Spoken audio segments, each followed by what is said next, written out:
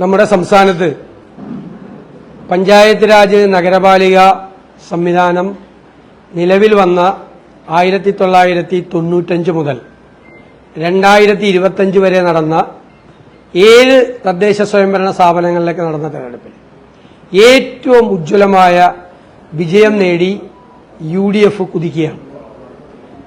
ഈ 7 തെരഞ്ഞെടുപ്പിലെയും ഏറ്റവും വലിയ വിജയമാണ് 2025 പ്രാദേശിക സർക്കാരുകളിലേക്ക് നടന്ന തെരഞ്ഞെടുപ്പിൽ UDF നേടിയിരിക്കുന്നത്. ഈ വലിയ വിജയം UDFന് സമ്മാനിച്ച കേരളത്തിലെ എല്ലാ വിഭാഗം ജനങ്ങളോടും ഞങ്ങൾക്ക് വലിയ കടപ്പാടുണ്ട്. ഞാൻ അവരോട് ഹൃദയം നിറഞ്ഞ നന്ദി പ്രകാശിപ്പിക്കാൻ ഞാൻ ഈ അവസരം വിനിയോഗിക്കുകയാണ്.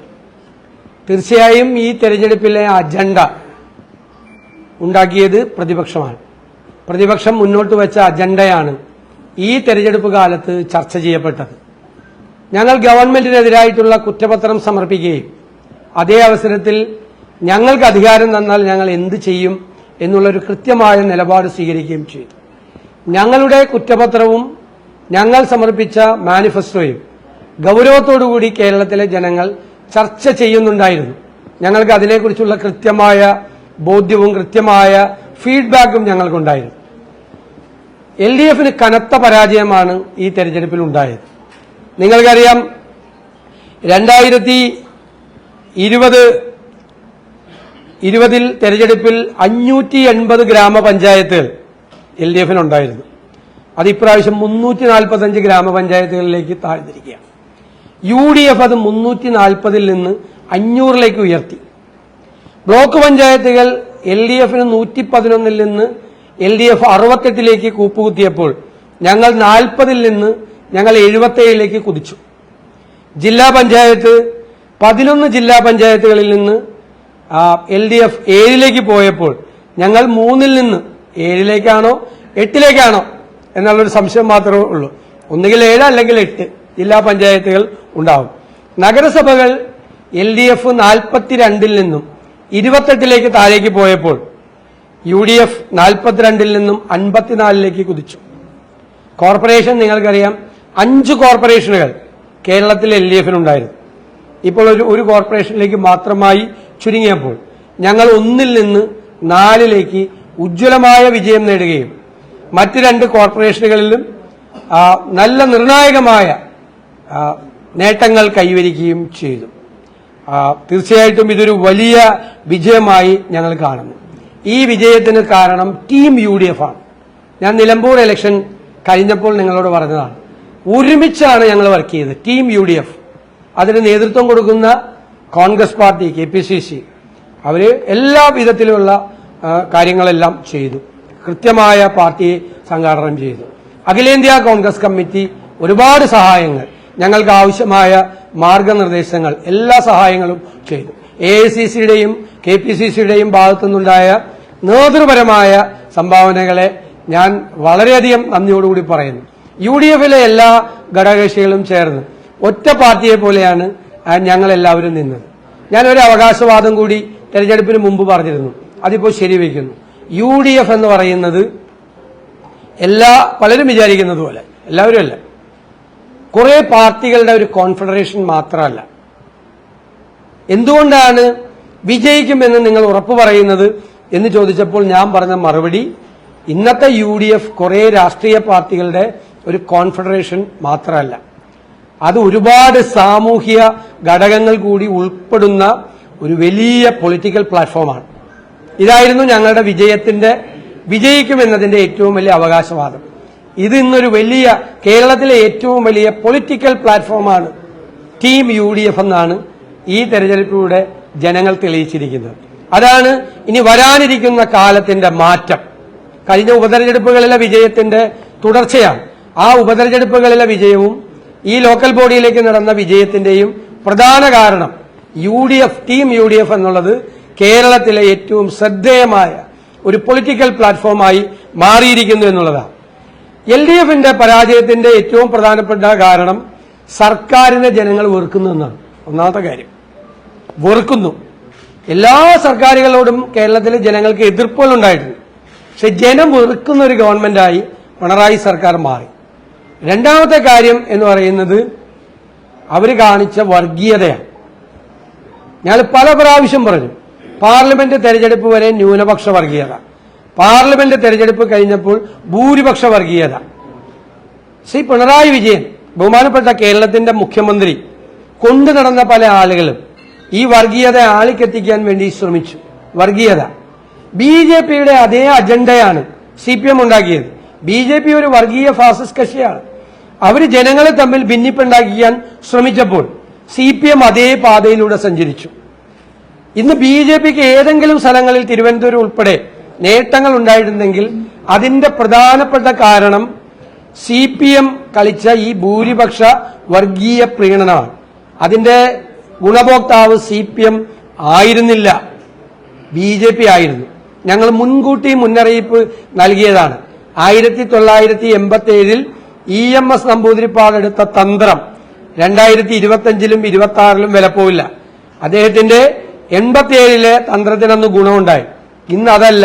ഇന്ന് അതിന്റെ ഗുണഭോക്തായി മാറുന്നത് വർഗീയ ഫാസിസ്റ്റ് ശക്തികളായിരിക്കും എന്ന UDFന്റെ മുന്നറിയിപ്പിന് അടിവരയിടുന്ന സംഭവം കൂടിയാണ് ഉണ്ടായത്. മാത്രമല്ല, എത്ര നിസ്സാരമായിട്ടാണ്, എത്ര മോശമായിട്ടാണ് ജനവിധിയെ CPM വിലയിരുത്തുന്നത്. CPMന്റെ ഒരു മുതിർന്ന നേതാവ് പറഞ്ഞത്, MM മണി ജനങ്ങളെ ആക്ഷേപിക്കുകയാണ്. ക്ഷേമ പെൻഷനൊക്കെ വാങ്ങി നന്നായി ശാപ്പാട് കഴിച്ച് നൈമിഷികമായ വികാരത്തിൽ വോട്ട് ചെയ്തു.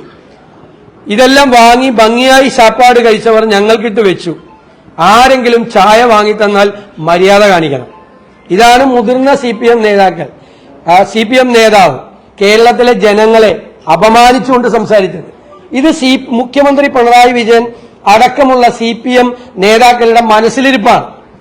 അവരുടെ വീട്ടിൽ നിന്നല്ല ആർക്കും ഔദാര്യം കൊടുക്കുന്നത്, സംസ്ഥാനത്തിന്റെ ഖജനാവിൽ നിന്നാണ്. സംസ്ഥാനത്തെ എല്ലാ വിഭാഗങ്ങളും കൊടുക്കുന്ന നികുതി പണത്തിൽ നിന്നാണ് അവരെന്തെങ്കിലും ക്ഷേമ പരിപാടികൾ നടത്തുന്നത്. ക്ഷേമ പരിപാടികൾ നടത്തിയ ആദ്യത്തെ ഗവൺമെന്റ് അല്ല ഇത്. ക്ഷേമ പരിപാടികളെ അട്ടിമറിച്ച ഗവൺമെന്റാണ്. ഇവര് കേരളത്തിലെ സാമ്പത്തികമായി കേരളത്തിന്റെ ഖജനാവിനെ തകർത്ത് തരിപ്പണമാക്കിയ സമ്പദ് വ്യവസ്ഥയെ നശിപ്പിച്ച ഗവൺമെന്റാണ്. എന്നിട്ട് അവര് പറയാണ് അവരുടെ ഔദാര്യം കൈപ്പറ്റി ശാപ്പാട് കഴിച്ചിട്ട് ഇവരുടെ വീട്ടിൽ നിർത്തി കൊടുത്താണ് ഇതെല്ലാം. എന്നിട്ട് അവർക്കിട്ട് തിരിച്ചിട്ട് പണി കൊടുത്തു എന്ന് പറയുന്നത് CPM നേതാക്കന്മാരുടെ മനസ്സിലിരിപ്പാണ്. തോറ്റിട്ടും തോൽപ്പിച്ച ജനങ്ങളോട് എത്ര മോശമായിട്ടാണ്, എത്ര അപമര്യാദയായിട്ടാണ് CPM പെരുമാറുന്നത് എന്നതിന്റെ ഏറ്റവും വലിയ ഉദാഹരണമായി ഞാനിതിനെ കാണുകയാണ്.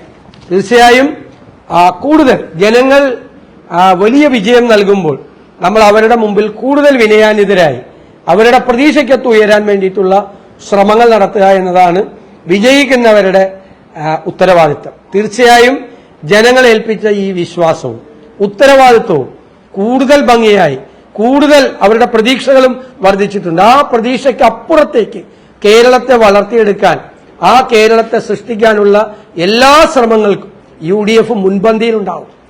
കേരളത്തിലെ എല്ലാ പ്രശ്നങ്ങൾക്കുമുള്ള പരിഹാരമായിരിക്കും ടീം UDF. ഇനി വരാൻ പോകുന്ന നിയമസഭാ തെരഞ്ഞെടുപ്പിലും ഇത് ജനങ്ങൾ, ആ മഹായുദ്ധത്തിന് ഞങ്ങൾ പുറപ്പെടുമ്പോൾ ജനങ്ങൾ നൽകിയ ഇന്ധനമായി, ജനങ്ങൾ നൽകിയ ഊർജമായി വിനയത്തോടെ ഞങ്ങൾ ഇതിനെ കാണുന്നു. അടുത്ത മഹായുദ്ധത്തിൽ വിജയിക്കാൻ വേണ്ടിയിട്ടുള്ള ശക്തിയാണ് ഞങ്ങൾക്ക് തന്നത്. അതിന് ഞാൻ ഒരിക്കൽ കൂടി കേരളത്തിലെ എല്ലാ വിഭാഗം ജനങ്ങളോടും ഞങ്ങൾക്ക് തീർത്താൽ തീരാത്ത കടപ്പാടോടുകൂടിയ നന്ദി ഞാൻ ഈ അവസരത്തിൽ പ്രകാശിപ്പിക്കുന്നു.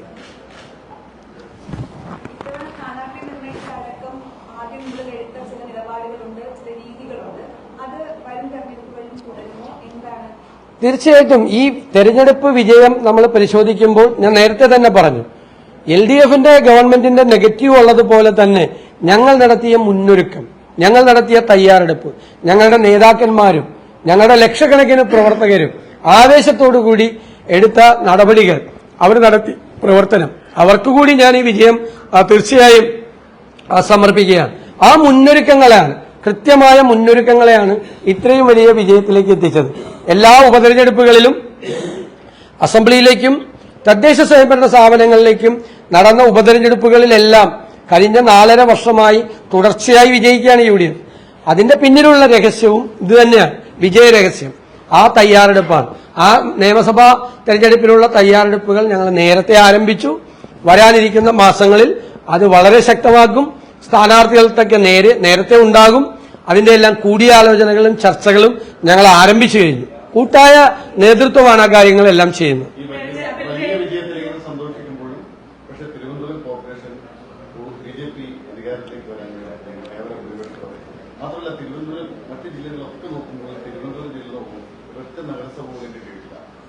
അല്ല, അത് ഓരോ ജില്ലകളിലും നമ്മൾ പ്രത്യേകമായിട്ട് പരിശോധിക്കണം.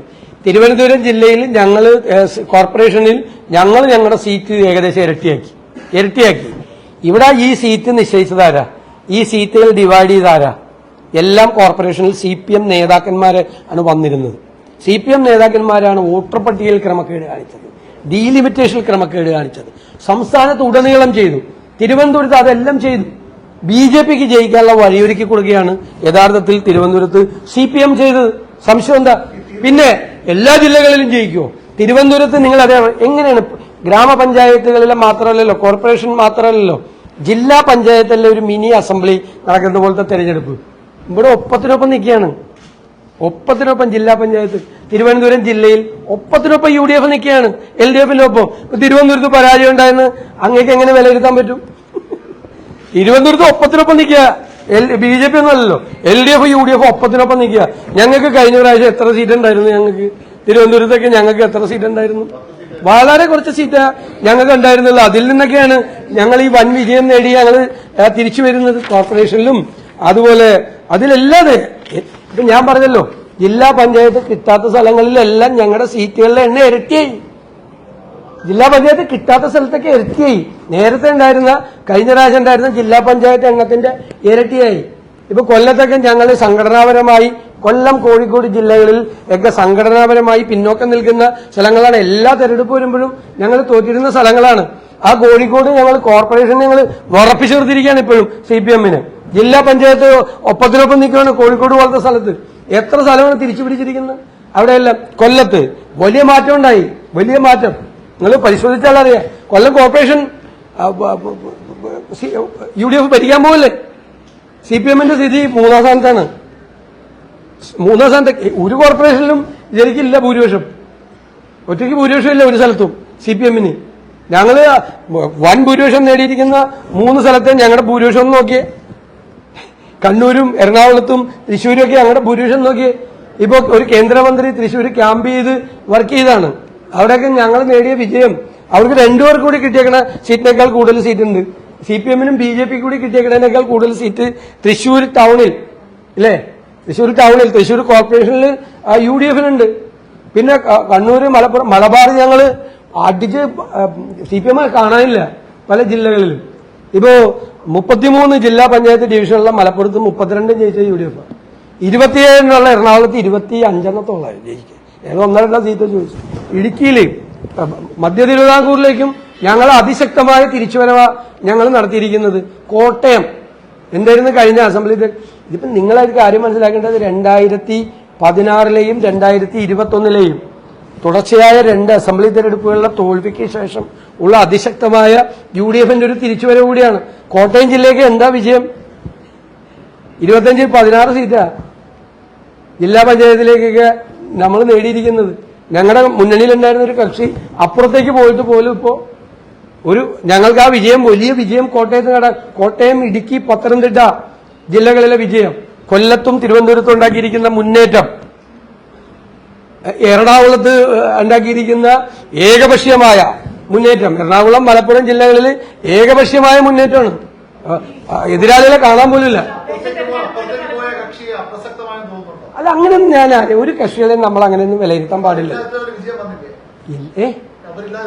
അല്ല, അതുകൊണ്ട് എന്താ കാര്യം? അത് നമ്മൾ വിജയിക്കുമ്പോൾ നമുക്ക് സന്തോഷം, മനസ്സിലായി? അത് ആരും ചെറുതായി കാണണ്ട. ഞങ്ങൾ അങ്ങനെയൊന്നും ചെയ്യില്ല. ജയിക്കുമ്പോൾ അഹങ്കാരം പറയില്ല, തോക്കുമ്പോൾ തോപ്പിച്ച ആളുകളെ ചീത്തയും വിളിക്കില്ല.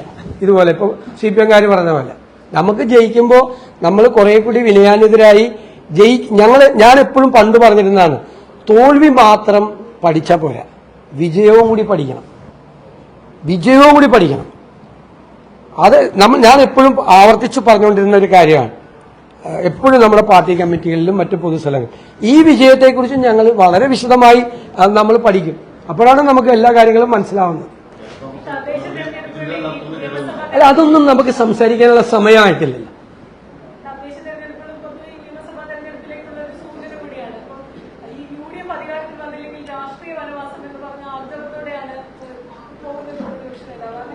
അല്ല, തീർച്ചയായിട്ടും ഞാൻ അതൊക്കെ വാക്കു പറഞ്ഞതല്ലേ. UDF തിളക്കമാർന്ന വിജയം നിയമസഭാ തെരഞ്ഞെടുപ്പിൽ ഉണ്ടായില്ലെങ്കിൽ ഞാൻ രാഷ്ട്രീയ വനവാസത്തിന് പോകും. ഏറ്റവും അവസാനത്തെ ഒരു പത്രസമ്മേളനം, തിളക്കമാർന്ന വിജയം ഉണ്ടായില്ലെങ്കിൽ ഏറ്റവും എന്റെ ജീവിതത്തിലെ ഏറ്റവും അവസാനത്തെ ഒരു പത്രസമ്മേളനം നടത്തിയിട്ട് ഞാൻ തിരിച്ചു പോകും. ഉറപ്പായിട്ട് പോകും. അത് വാക്കല്ലേ, ഞാൻ കേരളത്തിലെ ജനങ്ങളോടുകൂടി പറഞ്ഞേക്കണ വാക്കാ. നിങ്ങളെ കണ്ടിട്ടേ പോവുള്ളൂ. ജീവിതത്തിലെ ഏറ്റവും അവസാനത്തെ പത്രസമ്മേളനം നടത്തി പോവുള്ളൂ, ലാസ്റ്റ് പിന്നെ കാണില്ല. അങ്ങനത്തെ ഒരു അന്തരീക്ഷം ഉണ്ടായ എന്റെ കോൺഫിഡൻസ് എന്താണ്? എന്റെ കോൺഫിഡൻസ് ടീം UDF ആണ്. എന്റെ കോൺഫിഡൻസ് ലക്ഷക്കണക്കിന് വരുന്ന പ്രവർത്തകർ, ജനങ്ങൾ, ഇവരെ അധികാരത്തിൽ നിന്ന് താഴെ ഇറക്കി UDF അധികാരത്തിലേക്ക് തിരിച്ചു കൊണ്ടുവരണമെന്ന് ആഗ്രഹിക്കുന്നു. അവർക്ക് ഒരുപാട് പ്രതീക്ഷകളുണ്ട്. ഞങ്ങൾ ആ പ്രതീക്ഷകളെ സാഫല്യത്തിലെത്തിക്കാൻ വേണ്ടിയിട്ടുള്ള ഹോംവർക്കിലാണ് ഞങ്ങൾ. എവിടെയെല്ലാം LDF പരാജയപ്പെട്ടോ അവിടെയെല്ലാം ഞങ്ങൾ വിജയിക്കും എന്നുള്ള കോൺഫിഡൻസ്. സമ്പദ് വ്യവസ്ഥ അവർ തകർത്തു, അത് ഞങ്ങൾ നേരെയാക്കാനുള്ള ഓൾട്ടർനേറ്റീവ് പ്രോജക്റ്റ് ഞങ്ങൾക്കുണ്ട്. ഞങ്ങൾക്ക് ഒരു കൊല്ലത്തിനകം കേരളം ഉദിച്ചു വരും. 2 ആരോഗ്യ രംഗത്ത്, വിദ്യാഭ്യാസ രംഗത്ത്, കാർഷിക രംഗത്ത്, പട്ടികജാതി പട്ടിക വികസന രംഗത്ത്, തീരപ്രദേശത്തിന്റെ സങ്കടങ്ങളുടെ കാര്യത്തിൽ, പശ്ചിമഘട്ട മലനിരകളിലെ കർഷകരുടെ കാര്യത്തിൽ, കാർഷിക പ്രശ്നങ്ങളിൽ ഉൾപ്പെടെയുള്ള എല്ലാ കാര്യങ്ങളിലും കൃത്യമായ ബദൽ പദ്ധതികൾ, കേരളത്തിൽ ഒരു വലിയ ചേഞ്ച് ഉണ്ടാക്കുന്ന, എല്ലാ വികസന പ്രവർത്തനങ്ങളിലും ക്ഷേമ പ്രവർത്തനങ്ങളിലും അക്കൗണ്ടബിലിറ്റി ഉണ്ടാക്കുന്ന അടിസ്ഥാനപരമായ മാറ്റം ഈ സംസ്ഥാനത്തിനുണ്ടാകുന്നു. സംസ്ഥാനത്തെ കുതിച്ചുചാട്ടത്തിന് പ്രേരണയാകുന്ന ഒരു കാര്യം ഞങ്ങൾ ജനുവരിയിൽ അവതരിപ്പിക്കും. ജനങ്ങളുടെ മുമ്പാകെ അവതരിപ്പിക്കും. ചെയ്യാൻ പറ്റാവുന്ന കാര്യങ്ങൾ മാത്രം. അതിന്റെ ഹോംവർക്ക് UDF തുടങ്ങിയിട്ട് 1 വർഷത്തോളമായി. നന്നായി ചെയ്തു പോകുന്നുണ്ട് എല്ലാ വിഭാഗങ്ങളിലെ ആളുകളെ.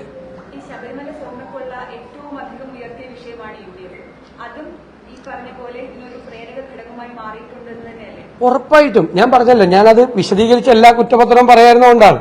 ഗവൺമെന്റിനെതിരായിട്ട് ഞങ്ങൾ അവതരിപ്പിച്ച കുറ്റപത്രത്തിലെ ഏറ്റവും പ്രധാനപ്പെട്ട ഘടകം ശബരിമലയിലെ സ്വർണ്ണക്കൊള്ളയാണ്. അത് ശബരിമല ഭക്തരെ മാത്രമല്ല, മൊത്തം ജനങ്ങളെ മുഴുവൻ അമ്പരപ്പിച്ചു. കാരണം 2 മുതിർന്ന നേതാക്കൾ, മുഖ്യമന്ത്രിയുമായി ഏറ്റവും അടുത്ത ബന്ധമുള്ള 2 മുതിർന്ന നേതാക്കൾ, 2 മുൻ ദേവസ്വം ബോർഡ് പ്രസിഡന്റുമാർ അയ്യപ്പന്റെ സ്വർണം കവർന്നതിന് ജയിലിൽ കിടന്നിട്ട് അവർക്കെതിരായി നടപടിയെടുക്കാൻ പോലും ധൈര്യമില്ലാത്ത പാർട്ടിയാണ് CPM. അവർക്ക് കൊടപിടിച്ചു കൊടുക്കുകയായിരുന്നു ഗവൺമെന്റ്. തീർച്ചയായും ഞങ്ങൾ ജനങ്ങളുടെ മുന്നിൽ അത് അവതരിപ്പിച്ചിട്ടുണ്ട്. BJP അതിൽ നിന്ന് ഒളിച്ചോടി. ഇവര് തമ്മിലുള്ള അവിഹിതമായ ബന്ധം കൊണ്ടാണ് BJP അതിൽ നിന്ന് ഒളിച്ചോടിയത്.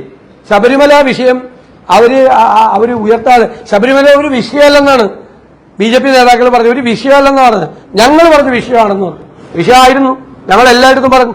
ആ വിഷയത്തെ സൈഡ് ലൈൻ ചെയ്യാൻ വേണ്ടിയിട്ട് ഒരുപാട് ശ്രമം CPM-ന്റെ നേതൃത്വത്തിൽ നടന്നു. അതുകൊണ്ടാണ് ഞാൻ SIT-യുടെ മീതെ സമ്മർദ്ദം ചെലുത്തുന്നു മുഖ്യമന്ത്രിയുടെ ഓഫീസ് എന്ന് പറഞ്ഞത്. ഇലക്ഷൻ വരെ ചില ആളുകളെ ചോദ്യം ചെയ്യുന്നതും അറസ്റ്റൊക്കെ മാറ്റിവെക്കാൻ വേണ്ടി, അവിടെ ഇലക്ഷനിൽ വീണ്ടും ആ വിഷയം വരരുത് എന്ന് കരുതിയിട്ട്. അതൊക്കെ അത് നമ്മൾ ഹൈക്കോടതിയുടെ നിരീക്ഷണത്തിൽ നടക്കുന്ന അന്വേഷണമാണ്. ഞങ്ങൾ ഇതുവരെ SIT-യുടെ അന്വേഷണത്തിൽ അതൃപ്തി പ്രകടിപ്പിച്ചിട്ടില്ല. കാരണം അവർ കുറെ കാര്യങ്ങൾ മുന്നോട്ട് പോയിട്ടുണ്ട്. പക്ഷെ അവരുടെ മീതെ വലിയ സമ്മർദ്ദമുണ്ട്. അത് കോടതി ശ്രദ്ധിക്കും. കോടതി അവർക്ക് ധൈര്യം കൊടുത്ത് അവരെ കൊണ്ട് കൂടുതൽ കാര്യങ്ങൾ ചെയ്യിക്കും. ഇത് നമ്മളെല്ലാവരും ഇവിടെ ഉണ്ടല്ലോ, നമുക്ക് അറിയാമല്ലോ എങ്ങോട്ടാണ് ഇത് പോകുന്നതെന്ന് അറിയാമല്ലോ. അപ്പൊ നമുക്ക് ആ ഘട്ടത്തിൽ പറയാം. തീർച്ചയായിട്ടും സർക്കാർ വികസനം പറയുമ്പോൾ ഏറ്റവും വലിയ പ്രതീക്ഷ ക്ഷേമ പ്രഖ്യാപനങ്ങളിലായിരുന്നു. അതുകൊണ്ട് മാത്രം ജനങ്ങളെ വോട്ടിലിട്ടാൻ പറ്റില്ലെന്നുള്ളത് ഇല്ല, അതങ്ങനെയല്ല. അതിന്റെ യാഥാർത്ഥ്യമാണ് ഞങ്ങൾ പറഞ്ഞത് ജനങ്ങളോട്. അതായത് ഉദാഹരണത്തിന് 2021 പറഞ്ഞു 1600 രൂപയുടെ സോഷ്യൽ സെക്യൂരിറ്റി പെൻഷൻ, സാമൂഹ്യ സുരക്ഷാ പെൻഷൻ ഞങ്ങൾ അധികാരത്തിൽ വന്നാൽ 2500 ആക്കുന്നു. അപ്പോൾ 900 രൂപ കൂടുതൽ കിട്ടുമെന്ന് കണ്ടപ്പോൾ ഒരുപാട് ആളുകൾ അവർക്ക് വോട്ട് ചെയ്തു. പക്ഷെ അവർ 4.5 കൊല്ലം 1 രൂപ പോലും കൂട്ടിയിട്ടില്ല. അപ്പൊ കബളിപ്പിക്കുകയാണ് ചെയ്ത് ജനങ്ങളെ. 4.5 കൊല്ലം ഞങ്ങൾക്ക് വോട്ട് ചെയ്താൽ ഞങ്ങൾ 900 രൂപ കൂട്ടുമെന്ന് പറഞ്ഞിട്ട് ഒറ്റ പൈസ കൂട്ടിയില്ല. എന്നിട്ട് ഇലക്ഷൻ പ്രഖ്യാപിക്കുന്നതിന്റെ തലയാഴ്ച 400 രൂപ കൂട്ടി എന്ന് പറഞ്ഞാൽ, ഞാൻ അന്ന് ഇതേ ചോദ്യം നിങ്ങളോട് ചോദിച്ചല്ലോ. അങ്ങനെ കേരളത്തിലെ ജനങ്ങളുടെ സാമാന്യ യുക്തിയെ നിങ്ങൾ വെല്ലുവിളിക്കരുതെന്ന് പറഞ്ഞു. അവരെ കളിയാക്കുന്നതിന് തുല്യമായിരുന്നത്. ഇത് ഇലക്ഷന്റെ തലയാഴ്ച. അതുവരെ എവിടെയാണ് ഇവർ ജനങ്ങളെ പറ്റി മറന്നുപോയത്? ഇലക്ഷൻ വരും, ഇപ്പൊ ലോക്കൽ ബോഡി ഇലക്ഷൻ വരും. അത് കഴിഞ്ഞ പിന്നെ അസംബ്ലി ഇലക്ഷൻ വരും എന്ന് ഓർത്തപ്പോഴാണ് ഇവർ ജനങ്ങളെ ചിന്തിച്ചത്. അവർ കൊടുത്ത വാക്കിനെ പറ്റി അവർ ആലോചിച്ചത്. അതല്ലേ പ്രശ്നം.